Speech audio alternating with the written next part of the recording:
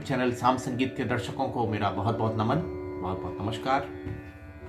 मैं प्रद्युमन चंद्र वायलिन वादक एक बार पुनः एक नए एपिसोड के साथ आपके सामने उपस्थित हूं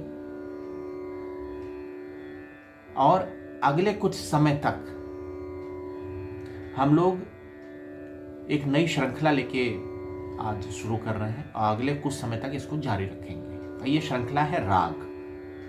ठीक है, भारतीय शास्त्रीय संगीत में राग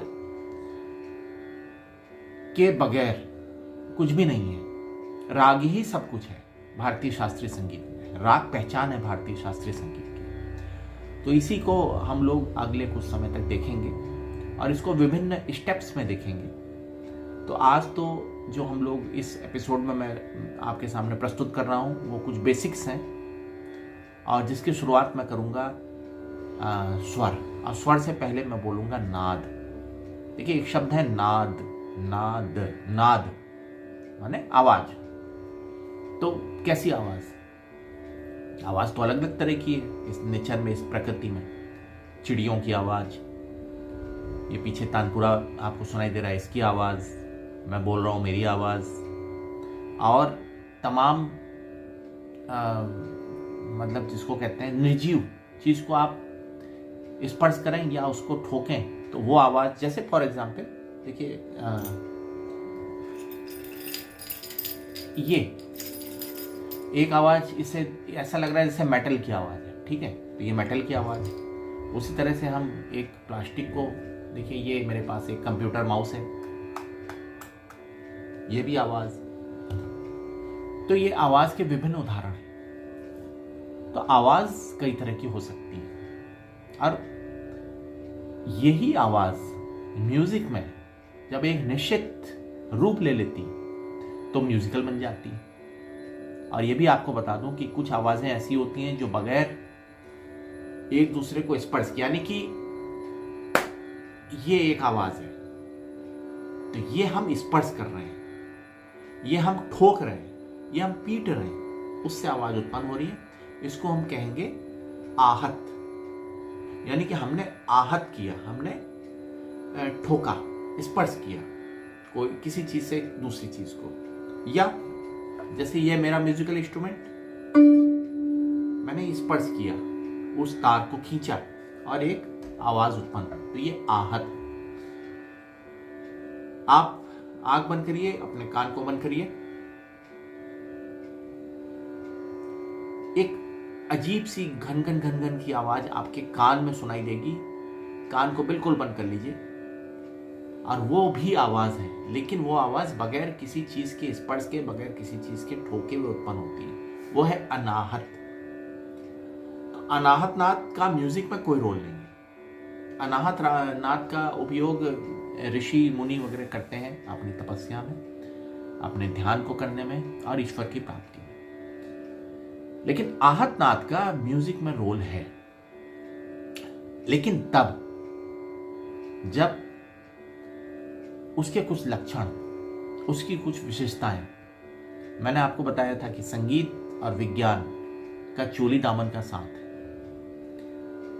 संगीत में विज्ञान, चाहे वो जंतु विज्ञान हो या भौतिक विज्ञान हो, खासतौर पे भौतिक विज्ञान का बहुत महत्व है और प्राचीन समय से इस चीज को हमारे पुराने संगीत शास्त्रियों ने जान लिया था और उस विषय में काफी काम किया था। अभी मैं क्यों इसकी बात कर रहा हूं कि मैंने आपसे कहा कि नाद जो है वो संगीतमय हो जाता है कब? जब उसके कुछ लक्षण विशेष होते हैं। पहला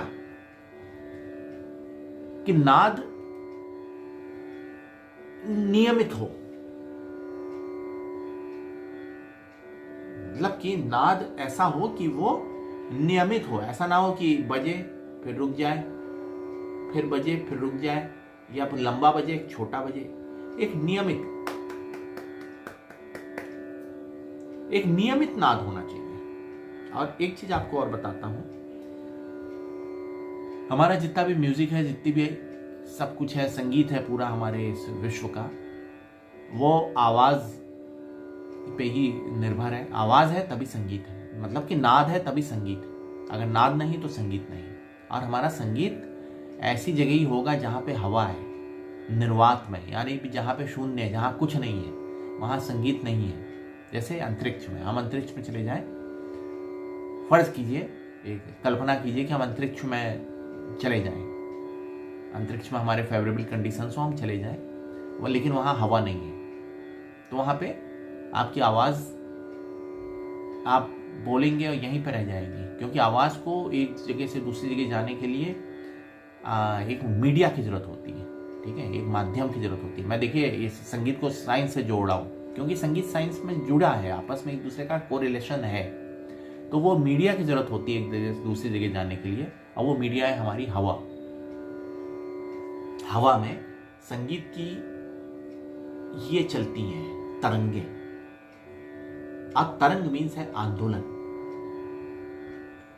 तो वो आंदोलित होके चलती है इस तरह से।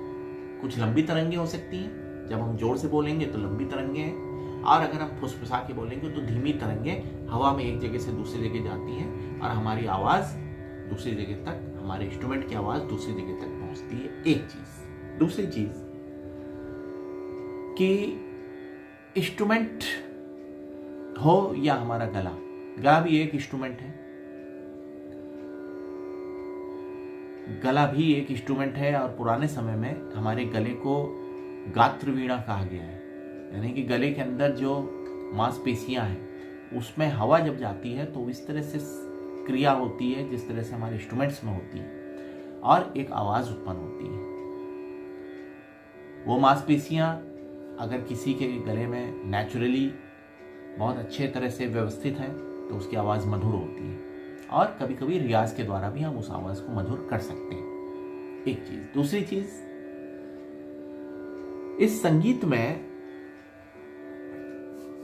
जब हम बात करते हैं आंदोलन की, तो आंदोलन का भी महत्व है।